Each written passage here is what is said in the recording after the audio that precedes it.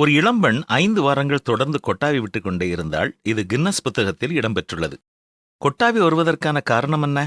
நம்முடைய உடலில் ஆக்சிஜன் அளவு குறையும் பொழுது வாயை விரிவாய் திறந்து அதிகமான காற்றை நுரையீரலினுள் இழுக்கும்படியாய் கொட்டாவி வருகிறது.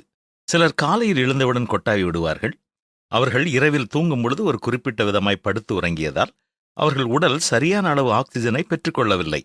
இதனால்தான் அவர்கள் தூங்கி எழுந்த பின்னரும் கொட்டாவி விடுகிறார்கள்.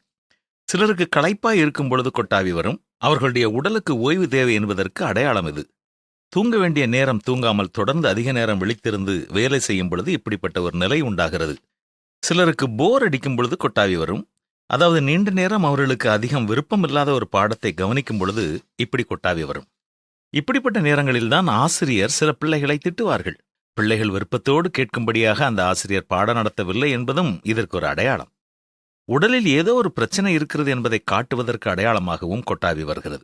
நம் எல்லோருக்கும் போதுமான அளவு ஓய்வும் தூக்கமும் தேவை. பெரியவர்களுக்கு 6 முதல் 7 மணி நேரம் தூக்கம் தேவை. சிறு பிள்ளைகளுக்கு 8 முதல் 9 மணி நேரம் வரை தூக்கம் தேவை. பெரியவர்கள் மதிய நேரம் சிறிது நேரம் தூங்குவதால் தூக்க குறைபாட்டை நீக்கிக் கொள்ளலாம். நமக்கு சரியான அளவு உடற்பயிற்சி இருக்கும் பொழுது நம் சரீரத்தின் ஒவ்வொரு பகுதிக்கும் தேவையான பிராணவாயுவை பெற்றுக்கொள்ளும்படியாய் அது நமக்கு உதவி செய்யும். அப்படிப்பட்டவர்களுக்கு கொட்டாவி வராது.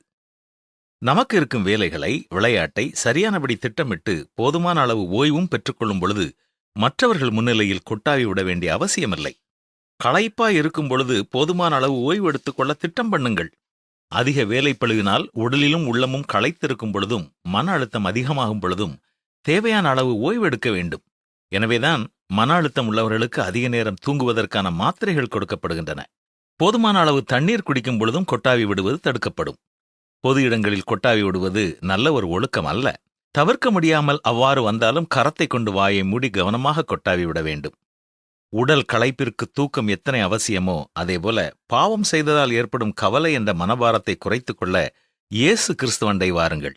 வருத்தப்பட்டு பாரம் சுமக்கிறவர்களே, நீங்கள் எல்லோரும் என்னிடத்தில் வாருங்கள், நான் உங்களுக்கு இளைப்பாறுதல் தருவேன் என்று இயேசு கூறியிருக்கிறார்.